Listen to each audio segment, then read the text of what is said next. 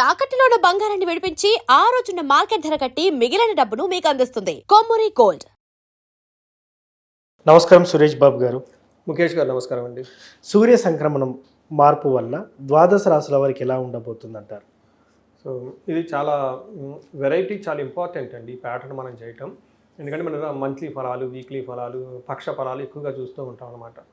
అదేంటంటే ఆ పర్టికులర్ టైంలో అన్ని గ్రహాలతో కలిపి ఎలా ఉంటుందని చూస్తూ ఉంటాం. బట్ ఇక్కడే మనం చేసే ప్యాటర్న్ ఏంటంటేనండి, సూర్యుడు ఒక్కడు మారటం వల్ల ఎలాంటి ఎఫెక్ట్ 12 రాశుల మీద ఉంటుంది అనేది మనం ఇప్పుడు చేయబోతూ ఉన్నాం. ఎందుకు ఇది ఇంపార్టెంట్, ఈ ప్యాటర్న్, ఈ విధానం ఎందుకు ఇంపార్టెంట్ అంటే, సూర్యుడు ఎప్పుడైతే ఒక రాశి నుంచి ఇంకొక రాశి మారుతూ ఉంటారో దాన్ని సంక్రమణ అంటారు. చాలా చాలా ఇంపార్టెంట్. మనకి ఒక సంవత్సరంలో 12 సంక్రమణాలు ఉంటాయండి మనకి. అందుకనే మకర సంక్రాంతి, మేష సంక్రాంతి, ఇప్పుడు రాబోయే సంక్రాంతి వృషభ సంక్రాంతి అంటారు. అంటే ఈ 30 డేస్ ఈ వృషభ రాశిలో ఉండటం వల్ల, ఈ 30 డేస్ ఒకే రాశిలో ఉండటం వల్ల 12 రాశుల మీద ఎలాంటి ప్రభావం ఉండబోతుందో మనం చెప్పుకోబోతున్నాం.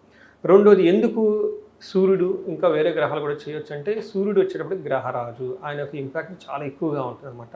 ఏ మీద ఇంపాక్ట్ ఉంటుంది? ఫస్ట్ మనం చూసుకుంటే వాళ్ళని ఏమంటారంటే ఆత్మ, శక్తి, పిత, రాజా అంటారు.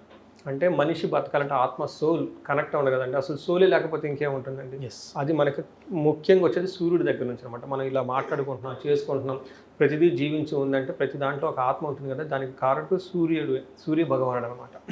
రెండోది మనకేం చెప్తారంటే పిత, తండ్రి దగ్గర నుంచి వచ్చే లక్షణాలు, తండ్రికి సంబంధించిన ఒక అథారిటీ, పవరు మొత్తం కూడా మనకి సూర్య భగవానుడి నుంచే వస్తూ ఉంటుంది.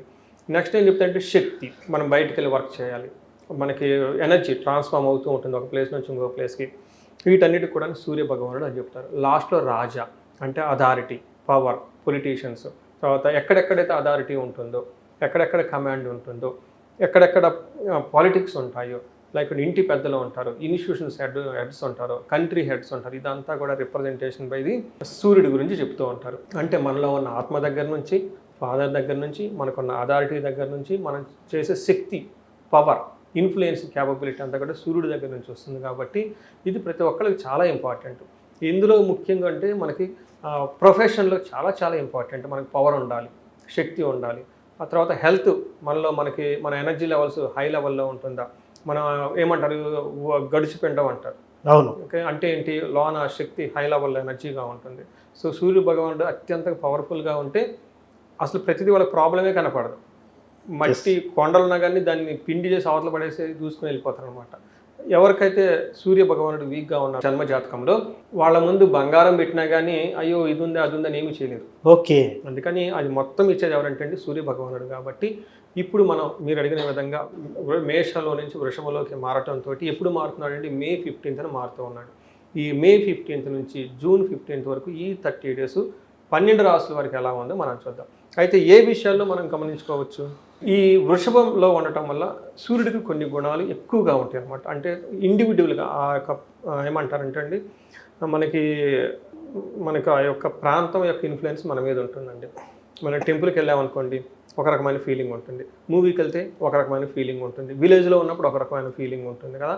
అలానే సూర్య భగవానుడు వృషభ రాశిలో ఉండటంతో తనకి ఒక స్పెషల్ అయిన క్వాలిటీస్ ఆ సూర్య భగవానుడికి ఉంటాయండి.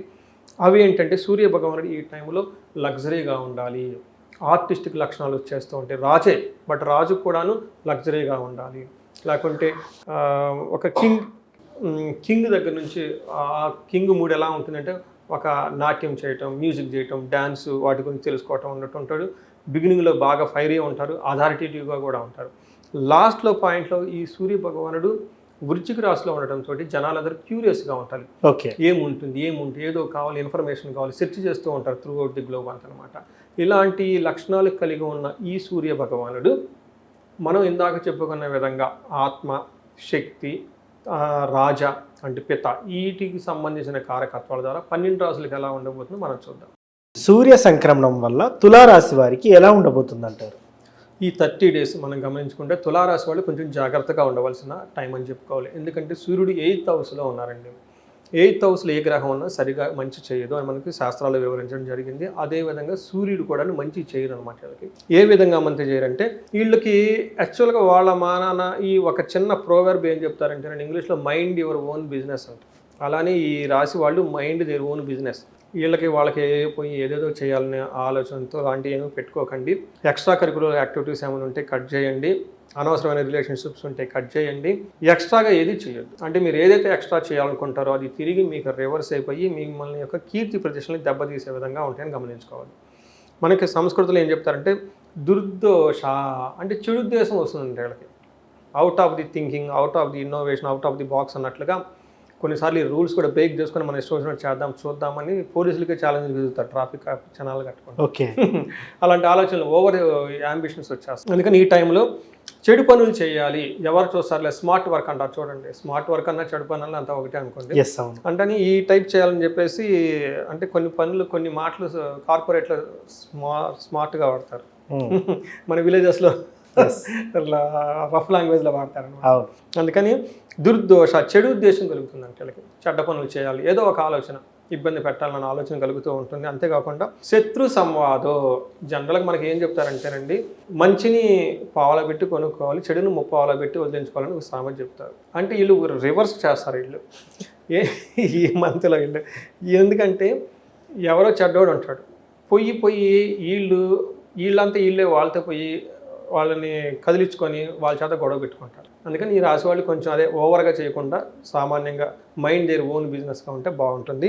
అంతేకాకుండా గమన వ్యధ అంటే ఎప్పుడు ట్రావెల్ చేసేటప్పుడు అందులో బాధలు పడుతూ ఉంటారని చెప్తూ ఉంటారు. దీంతో పాటుగా ఏముందంటే దుఃఖ వార్త శృతం చేయవ చెడు వార్త అయిన అవకాశం ఈ రాశి వాళ్ళకి ఎక్కువగా ఉంటుంది. అంటే జరగకూడని పనులు ఏదో జరగటము, సడన్గా ఏదో కోల్పోవటము, ఇవన్నీ జరిగే అవకాశం ఎక్కువ ఉంటుంది. కాబట్టి ఈ రాశి వాళ్ళు కొంచెం జాగ్రత్తగా ఉండటం ఎంతైనా అవసరం అండి. మనం చెప్పిన విధంగా రెమెడీస్ అన్ని చేసుకుంటే చక్కగా ఉంటుంది. ముఖ్యంగా సార్ ఈ రాశి వారికి రెమెడీ ఏం చేసుకుంటే బాగుంటుంది అంటారు ప్రత్యేకంగా? సో ముఖేష్ గారు, సూర్య భగవానుడికి ఒక్కొక్క గ్రహానికి ఒక్కొక్కటి ఇష్టం ఉంటుంది, ప్రీతికరం అంటారు. ఉదాహరణకి మనం సూర్య భగవానుడికి తీసుకుంటే నమస్కారాలు, సూర్య నమస్కారాలు అంటే బాగా ఇష్టం. నమస్కార ప్రీతికరుడు అంటారు సూర్య భగవానుని. అంటే సూర్యుడికి ఎదురుగా నుంచుకొని నమస్కారం చేయటం. యోగా మనకి సూర్య నమస్కారాలు అని చెప్పేసి యోగాలో ఒక 12 రకాల సిరీస్ మొత్తం కలిపి యోగా సూర్య నమస్కారాలు అంటారు. అలానే సూర్య భగవానుడు నమస్కార ప్రియుడు, అంటే నమస్కారం ఎక్కువ చేసుకుంటూ ఉండాలి. అలానే శని తీసుకున్నాం అనుకోండి, తైలాభిషేక ప్రియుడు అంటారు అనమాట. అలానే గురువు వచ్చేటప్పటికి శుశ్రూష అంటే సేవ చేయాలి, పక్కన కూర్చొని అది ఇది అందించడం, ఆయన దగ్గర ఉండటము, సేవ చేస్తూ ఉంటే గురువు బాగా హ్యాపీ ఫీల్ అయిపోతాడు. అలానే మరి సూర్య భగవానుడు దేనికి హ్యాపీగా బాగా ఫీల్ అయిపోతాడంటేనండి 2 పనులు చేయాలి. ఫస్ట్ది ఒకటి నమస్కారం, సూర్య నమస్కారాలు కనుక చేస్తూ ఉంటే బాగా తృప్తి చెందుతూ ఉంటాడు. రెండోది ఫాదరు ఫిగర్ లాంటి వాళ్ళని, పెద్దవాళ్ళని, వాళ్ళ దగ్గర ఆశీర్వాదం తీసుకోవటం, వాళ్ళతో అగౌరవంగా మాట్లాడకుండా ఉండటము, రెస్పెక్ట్ ఇస్తూ ఉండటం. అలానే ఎవరికైతే బాగలేదో బట్టలు కానివ్వండి, స్వీట్స్ ఇలాంటివి కొన్ని వాళ్ళకి ఇస్తూ ఉంటే వాళ్ళ ఆశీర్వాదం తీసుకుంటే బాగా సూర్యుడు బాగా హ్యాపీ ఫీల్ అవుతాడు. ఇది వాళ్ళు చేసుకునే సింపుల్ రెమెడీస్ అండి. అయితే కొన్నిసార్లు వాళ్ళ సమస్య తీవ్రత చాలా ఎక్కువగా ఉన్నప్పుడు వాళ్ళు అవి చేసుకుంటే సరిపోదు. ఎడిషనల్గా ఏం చేయాలంటే వీళ్ళు మనకి సూర్యుడికి సంపూర్ణ శాంతి పూజలు అని ఉంటాయి. అంటే ఏంటి, సూర్య భగవానుడికి సంబంధించి జపం చేయించడం, ఒక 7000 సేపు మూలమంత్ర జపం తీసుకొని జపం చేయించడం. ఒక ఇద్దరు బ్రాహ్మణోత్తములు చక్కగా కూర్చోమంటే చేస్తారు. అలానే చిన్న అగ్ని కార్యం, ఒక చిన్న హోమం చేయటము, అలానే సూర్యుడికి సంబంధించిన తర్పణం చేయటము, దానం, గోధుమలు కనుక ఎర్రగుడ్డలు కట్టి దానం కనుక చేస్తే విపరీతంగా కలిసి వచ్చేస్తుంది. ఇవి ఏమంటారు, జప దాన తర్ప హోమాదులు ఇవన్నీ చేయటాన్ని ఒక ప్రక్రియని ఏమంటారంటే సంపూర్ణ శాంతి పూజలు అంటారు.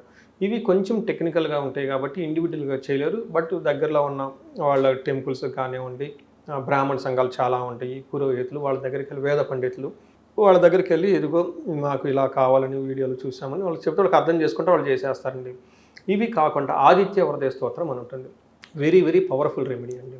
ఆదిత్య హృదయంతో పాటు వీళ్ళు ఇంకా ఎక్స్ట్రాగా ఎడిషన్గా దానికి హనుమాన్ కార్యసిద్ధి మంత్రం అని ఉంటుంది. It's a very powerful combination అండి. 2 కాంబినేషన్, ఈ 2 చేసుకుంటూ ఉంటే చక్కగా ఉంటుంది. ఇవి కాకుండా వీళ్ళకి ఏమైనా ఎవరికైనా ప్రాబ్లమ్స్ అంటే ఇవి కాకుండా వాళ్ళు ఇండివిజువల్ జాతకం కనుక చూపించుకొని మనకి ఇది చాలా ఇంపార్టెంట్. ఎందుకంటే మనం చెప్పుకుంది ఇప్పుడు గోచార రీత్యా మాత్రమే ఫలితాలు ఉంటుంది. ఇది ఎంత పర్సెంటేజ్ ఉంటుందండి, ఒక 30-40% మాత్రమే ఎఫెక్ట్ అవుతుంది. బట్ మిగతా వేరే గ్రహాలు ఉన్నాయి. అది కాకుండా వీటితో పాటుగా వాళ్ళ యొక్క ఇండివిజువల్ జాతకంలో దశాభుక్తులు కూడా చూడటం చాలా చాలా ఇంపార్టెంట్. ఎందుకంటే దశాభుక్తులు బాగుంటే అది మనిషికి వెన్నుముకలాగా స్ట్రాంగ్గా ఉంటుంది. హేమద్రుమ యోగం ఉంది వాళ్ళది. చంద్రుడు మంచి సపోర్ట్ ఇచ్చే పొజిషన్ లేడు. ఇప్పుడు ఏదైతే దశ నడుస్తుందో దానికి సంబంధించి, అంటే ఈ దశ ఏదైతే నడుస్తుందో ఈ రెండు యాక్టివేట్ అయిపోయిన వాళ్ళకి చూడండి అంత బాగా చేసిన వాళ్ళు. అందుకని ఎవరికైతే 35 to 45 ఇయర్స్ ఏజ్ ఉండి అద్భుతాలు చేశారు, బ్రహ్మాండంగా వాళ్ళకి ట్రాక్ రికార్డు ఉంది, కానీ ఈ టైంలో వాళ్ళు స్ట్రక్ అయ్యారు, ఫైనాన్స్ కానివ్వండి, బిజినెస్ కానివ్వండి, పర్సనల్ లైఫ్లో రిలేషన్షిప్తో ఇబ్బంది పడిపోతున్నారు అనుకుంటే ఒక్కసారి మనకి కన్సల్ట్ అయితే వాళ్ళకి అసలు చూపించుకుంటే తెలుస్తుంది వ్యవహారం ఏంటి, ఎందుకు ఆగిపోయాం అనేది. ఆ తర్వాత పరిహారాలు ఎన్ని విధాలైనా చేసుకోవచ్చు. డబ్బు ఉంటే ఒక రకం, మీడియం డబ్బు ఉంటే ఇంకొక రకం, అసలు డబ్బులే లేవు అనుకున్నప్పుడు కూడా పరిహారాలు చేసుకోవాలి. అలానే ఇప్పుడు వచ్చిన కూడా మనతో అదే మాట్లాడుతున్నారు, ఏమంటే మీరు చెప్పమన్న పూజలు చేయించడం పెద్ద ఇదే కాదండి, ప్రస్తుతానికి నేను ఊపిరి కూడా తీసుకోలేకపోతున్నానంటే అట్లాంటి టఫ్ సిచ్యువేషన్లో ఉన్నానంటే నేను మా పండితుల్ని, బ్రాహ్మణులు వాళ్ళు నా దగ్గర ఉన్న టీంని కలిసి మాట్లాడి ముందేళ్ళకి ఏదో ఒకటి చేసి పంపించండి, ఖచ్చితంగా వాళ్ళు వస్తారండి, నాకు తెలుసు దే విల్ బి బ్యాక్ అండి. ఎందుకంటే వాళ్ళ జాతకం కూడా చూశాను కాబట్టి 3 to 4 monthsలోనే వాళ్ళకున్న ప్రాబ్లమ్స్ అన్ని పోగొట్టుకొని పడిపోతారు. ఇది ఎందుకు చెప్తున్నానంటే మనం ఈ సూర్య సంచారం గోచారం రిజల్ట్తో అనుకూలంగా ప్రతికూలంగా ఉన్నప్పటికీ కూడాను ఎక్కడైనా ప్రాబ్లం కనుక ఉంటే ఖచ్చితంగా వాళ్ళ ఏజ్ 35 to 40 మధ్యలో ఉండి లైఫ్లో స్ట్రక్ అయి ఉంటే ఒక్కసారి మనకు కన్సల్ట్ అయితే వాళ్ళకి చూసి ఆ టైంలో ఉన్న గ్రహ దోషాలు, ఆ టైంలో ఉన్న శాపాలు మనం స్క్రూటినైజ్ చేసి వాటి కనుక పరిహారాలు చేసుకుంటే, రెమెడీస్ చేసుకుంటే జీవితం 10 రెట్లు ముందుకు వెళ్ళిపోతుంది. ఎక్కడ ఆగరండి వాళ్ళు, ఎందుకంటే వాడు ఆల్రెడీ ప్రూవెన్ ట్రాక్ ఉందండి, ఆల్రెడీ ట్రాక్ ఉంది, మధ్యలో పాప ఇక్కడ ఆగిపోయారు. అది సెట్ చేసామనుకోండి ఇంకా దూసుకొని వెళ్ళిపోతారు. నేను ఇప్పుడు వాళ్ళకి వచ్చింది అదే చెప్పాను, ఏమండి మీరు ఏది జరిగిన లైఫ్లో మంచిగా జరిగింది, ఇప్పుడు మళ్ళీ సెకండ్ ఇన్నింగ్ దెబ్బతిన్న పుల్లాగా మీరు స్టార్ట్ చేస్తారు, ఎక్కడ ఆగరు, ఎవరిని ఎక్కడ పెట్టాలో అక్కడ పెడతారు, ఎవరు ఎక్కడ ఇచ్చాలో అది చేస్తారు. ఎందుకంటే ఆ థాట్ ప్రాసెస్ వాళ్ళకి ఆల్రెడీ డెవలప్ అయింది ఇంటర్నల్గా. సో అలా ఎవరైనా ఆగిపోయి ఉంటే మనకు కన్సల్ట్ అయితే మనం వాళ్ళకి హెల్ప్ చేయొచ్చు. సో ముఖ్యంగా రెమెడీ కూడా ఏం చేసుకోవాలనేది కూడా చాలా చక్కగా చెప్పున్నారు సార్. పెద్దవారికి సేవ చేయడం అంటే సూర్యునికి సంబంధించిన రిలేటెడ్గా రెమెడీస్ చెప్పున్నారు. Thank you very much. ధన్యవాదాలు.